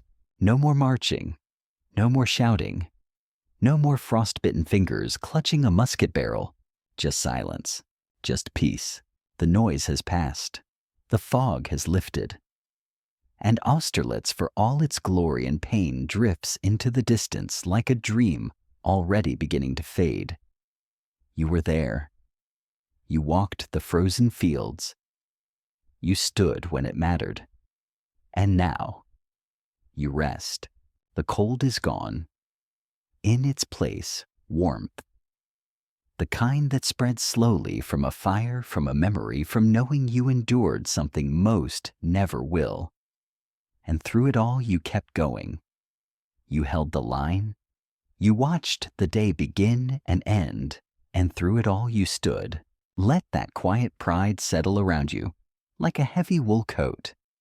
Let your muscles soften, your breath deepen. You don't need to be anywhere now. You don't need to carry anything. It's enough to simply be. The snow falls softly over the fields behind you. The stars glow gently overhead. The fires flicker in the distance. You can almost hear the sound of footsteps in the snowlight ones now. Unhurried, going home. So rest now, soldier. Austerlitz is over. The sun has set. And you made it. Sweet dreams.